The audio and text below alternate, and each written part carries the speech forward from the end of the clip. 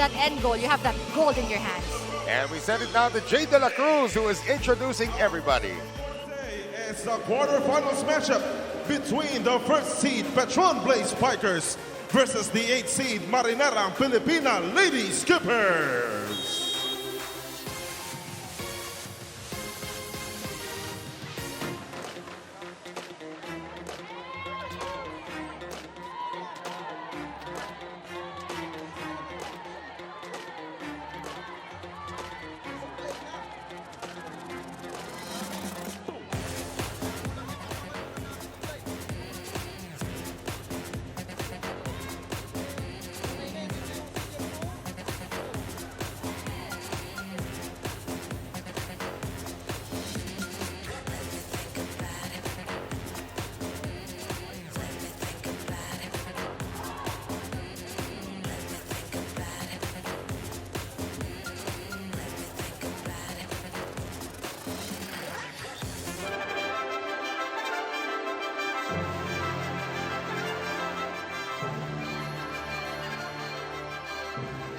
Ladies and gentlemen, please welcome the officials for this match. First referee, Erwin Cordero, National Referee. Second referee, Rolly Casillan, National Referee.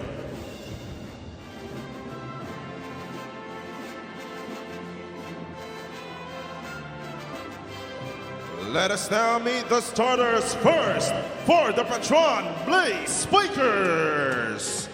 Middle blocker number 3, Mika Reyes. Outside hitter, their team captain number 7, Ces Molina. Opposite hitter number 8, Aiza Maizo Pontillas. Middle blocker number 9, Ram Palma. Setter number 12, Rhea de Maculangan. Outside hitter number 16, Cici Rondina. And their libero number 13, Denden Lazaro. Coaching the Blaze Spikers is Shaq De Los Santos. Let us now meet the starters for the Marinerang Pilipina Lady Skippers. Outside hitter number 1, Judith Abel. Setter number 5, Rhea Ramirez. Middle blocker number 7, their team captain, Ivy Remulla. Outside hitter number 8, Silva Olarve. Middle blocker number 13, Nika Guliman. Opposite hitter number 17, Dimdim Bacres. And their libero number 18, Jessica Rakrakin. Coaching the Lady Skippers is Ronald Dulay. At yan na po starters para sa magkabilang kuponan. And para din sa kuponan ng Petron, you did mention before we went on the air that si Cici Rondina, after not starting a majority of the games, has not left the starting lineup the entire second round. Well, you know what? Again, I was talking to Coach Shaq about it, and I'll get into that a little more after we take a look at the lineup of Marinerang Pilipina. So may konting change-ups pa din, as we all know. Madami pa din sa kanilang, medyo madami ang iniinda. So this is what they have to work with. Talking about Marinerang Pilipina, of course, the battle of the middles will be there. And for defense will be key as well for both these teams. And again, for Marinerang Pilipina, this is going to be a learning process for them. But you know, nothing is impossible in sports. Yeah, I mean, we've seen a couple of upsets, not just here in this conference, even in the past one. So again, like what I mentioned, sabi nga ni Coach Shaq, there's no such thing as being too careful, regardless, kahit na number 1 sila at nasa last spot yung kalaban nila. Rhea Ramirez starting us off dito sa ating first set. Quarterfinals, win or go home na ito. And think about it, if Marinerang Pilipina can actually get their first win of the season right here Petron. against the 2-time defending champions, grabe. Dimdim Bacres can't score. Long rally to begin this match. Rondina, binuhay panandalian itong si Ramirez. That's gonna be given up by Judith Abil. D-Mac. Oh, nice setup para kay Cici, but great dig by Rakrakin. Still, no point here in this match. Approaching 1 minute na itong rally na ito. This is just the first point of the quarterfinals. Abil kept alive by Denden Lazaro. Rondina. Mahigit sa minuto na ito, ongoing. Abil. But there's a check ball, yeah. So Judith Abil, after a long rally, para moral victory na rin yan. Para sa Marinerang Pilipina, they got the first point of the quarterfinals. Such a great way for Marinera to start this matchup. Never giving up in all that very long rally. Ramirez now received by Lazaro. Di nagkaintindihan yung dalawa. Almost put away by Ivy Remulla. And finally, Judith Abil does so. Not a good start here for Petron. Ganda ng aggressiveness na pinapakita dito ng Marinera. Of course, if this could be your last game, you would wanna really do everything. I mean, there's nothing to lose here, literally. And look at that was Judith Abel last time. But before that, Ivy Remulla. In the past couple of games, maganda rin ang pinapakita ni Ivy. We're gonna go to Mika Reyes on the run. That's a good response naman para dito sa Petron. Getting the former or the national team middle involved immediately. Speaking of national team, ito rin, nag-servisyo na rin for flag and country on many occasions. The great D-Mac, Rhea Di Maculangan, got at a total of 33 points. Number 2 among centers in scoring dito sa ating komperensya. Abil, biglang pinilisan yung palo. Nalinlang si Mika Reyes. Smart move by Judith Abel. Ginawa niyang target yung kamay doon ni Mika Reyes. Naka-display na eh. Diba? Medyo may konting gap, pinadaplis lang doon sa kamay niya. Kala ni Mika, ihuhulog, biglang pinilisan yung palo. So Judith Abel actually responsible for all 3 points. Look at Judith Abel now, over the century mark in terms of scoring. Dito sa ating torneo. Pacres. And is off the block. Played now by Molina. Di Maculangan, back set. And Rondina can't score. Oh, maybe she can. Hindi nagkaintindihan si Ramirez sa si Abel that time. Yeah, dalawa na lang punestohan eh, yung bola. But, you know, Ramirez, if you see that ball, easy over na. Maybe you should just run. Because Abel is already there. Pwede niya na sanang bitawan yun. At pwede na siya tumakbo sa pwesto niya. Pero again, first ball yun. So Ramirez shouldn't even be offering to get that first ball if Abel was in the area. Let's see kung paano bumawi itong kupunan ng Marinera. They're still up by 1. Quick play, Mika Reyes, great dig. Great save. And did Dim get it across? Yes, she did. D-Mac, Aiza. Great floor defense being shown by the Lady Skippers. Dim nice. Set back. And the 4th touch coming up though. Says Molina will score. Pero again, floor defense ng Marinera. Ganda. Ganda ng very pinapakita nila. Actually, again, going back to their first game, nagkakadikit sila dito ng Petron. It was just the second game that they couldn't really keep that ball alive. But this is a better start, better showing coming from Marinera. Rondina coming off a 32-point performance in their last outing. Polarvik can't score. Nice D-Mac. And Cés Molina. They say that one is out. Now they could challenge that. Yeah, I think they are going to challenge this. Yes, they will, I think. It looked like... Yep, nakita ko si Coach Shaq nag-gesture siya.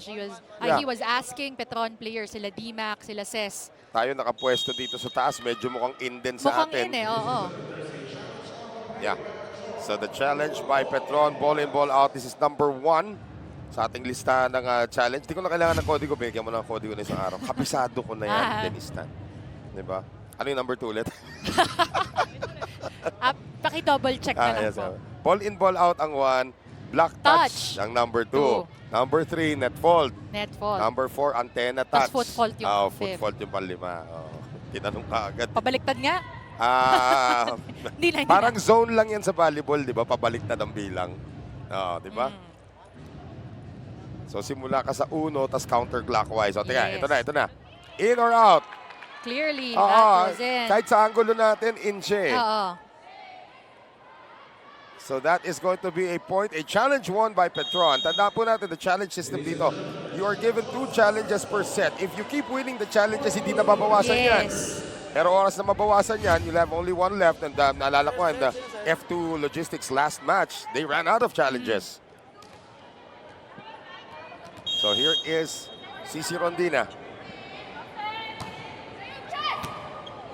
Rak in, Ramirez, Pacres, nakabuelo. D-Mac, inangat, Aiza. Ramirez on the quick play to Ivy Remulla. A little too low though. So si Ivy Remulla unable to score. 2-point lead na ngayon para sa Petron. Cici Rondina. What is she, 5'3"? Hindi naman. 5'3", 5'4". Mas matangkad ba siya kay Amanda? Para magkasilaki na sila ni Amanda I think she's like 5'5" at the very least. Pwede rin. Basta definitely not as tall as her teammates. Cés Molina. just missing that time. Molina about 5'10" as well. Good intention from Molina trying to go down the line dahil naiwan yung depensa ng Marinera in zone 6. Too much angle. Si Ivy Remulla, we were actually having conversation with some friends earlier about yung glory days ng Lasal when Ramil De Jesus won his first title. Yep. Ivy Remulla was on that team. And that was a long time ago. So nice to see Ivy back and playing. Good save that time by Apil. Zilfa Olarve, off-speed attack. Smart move by Olarve. Nakaluhod na eh. Nakababa na masyado yung depensa dito ni Aiza. So she couldn't adjust, or ni BMAC rather. Nice off-speed hit. Change of direction in midair. Now tied at 5. Ivy. Uy. Nika Guliman will have a headache after that one. Nangyari na ba sa iyan? Yung may nagsiserve. Normal naman yan. No? Setter ka kasi nakaharap ka kasi doon eh. Diba? No, when somebody else is serving, nakaharap ka sa net. Oo. Pero hindi, kakampi mo, kinakausap mo pa rin yan, parating na eh. Nakikita mo eh, minsan madaya eh. Pero, yan nangyayari talaga eh. Oo, normal naman yan. Dim-dim, to the miss. So 7-5 ang ating score. Petron, with a 2-point lead yan. Tinamaan si Nika. I mean, that's something that really happens in volleyball, but doesn't happen a lot though. So kahit na alam mong may chance na mangyari, nagugulat ka na lang. Oo naman. Oh, great denial by Ces Molina. And ibang kumpuna ng Petron after a slow start now takes this 3-point lead into our first technical timeout of set number 1. Depensa ang pinapakita ng kapitana nitong Play Spikers. 8-5 Petron, set number 1. We'll be right back. Stay with us right here on ESPN5.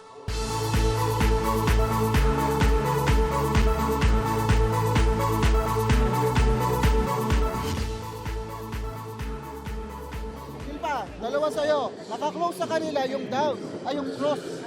Dito ka lang kumamit. Ha? Akin din. Guys, pag tatlo yung spiker natin, hiwalay lang play. Hiwalay lang. Kasi naka-establish yung gitna nila eh. Ha? Hiwalay lang. Pag hinay mo, kunin mo yung gitna. Gitna mo dito. Okay, diretso.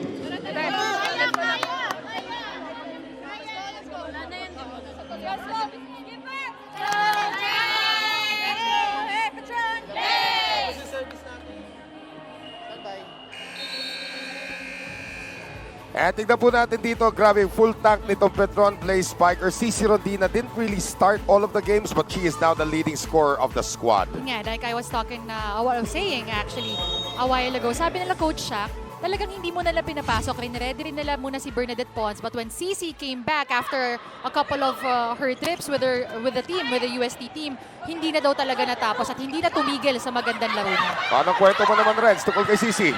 Yes, Noel, Denise, isa nga sa mga pampagana ni Cici Rondina maglaro is yung makakalaro niya, yung kanyang teammate na si Bernadette Pons. According to Cici, kabisado na daw talaga nila yung isa't isa sa dami daw ng games na pinaglaruan nila. According to Cici, naiintindihan daw kasi siya ni Bernadette. Si Bernadette daw kasi yung player na walang reklamo, while si Cici daw, according to her, siya daw yung mareklamo. Hindi lang daw kasi sila best friends, but they're more than that, magkapatid daw sila. Si Bernadette daw yung isa sa kanyang mga totoong kaibigan.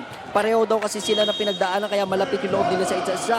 Pareho silang galing sa wala at pareho silang galing Visayas. Back to you, Noel, Denise. And true, you know, this is a combination that could be representing the Philippines in the SEA Games pagdating sa beach volleyball naman. In the meantime, Coach Ronald Dulay sues for time. It is now a 10-5 lead for Petron. Ito, pag ganun yung decide. Kaya nabibitin sa'yo, nakaganyan. Ang tagal mo mag-decide bago may bigay bola. Abutin mo kagad sa taas para mas mabilis. Kailangan natin mabilis na abot ng bola sa spiker, hindi mabagal. Pag mabagal, maabot ng block. Bilisan mo yung abot sa kanila. Okay? Let's go, diretso tayo.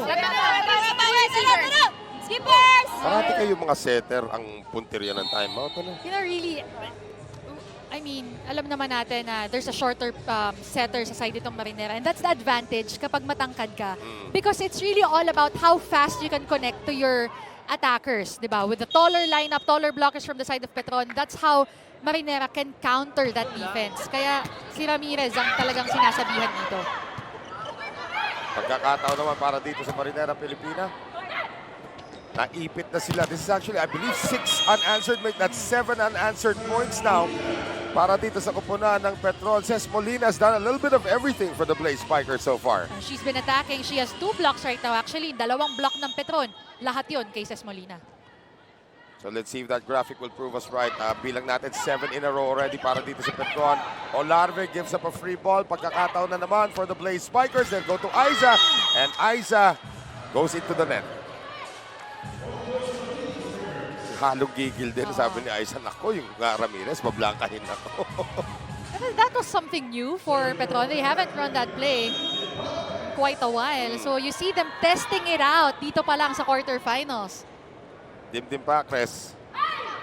Good serve, Lazarus there. Lima, Nice. combination, Molina. Sipin mo, Ramirez pa nakablock doon, ha? Aiza. Ramirez on the attack. Sisi galing sa likod, labas. Again, just too much angle, but they have been targeting that zone 1. Yun yung nalilibre dito sa depensa ng Marinera. So back-to-back points ngayon para dito sa Lady Skippers.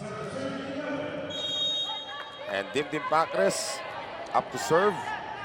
73 points lamang ito si Dimdim Pacres. Tandaan natin, when UST played in the Collegiate Grand Slam, she was really the go-to girl.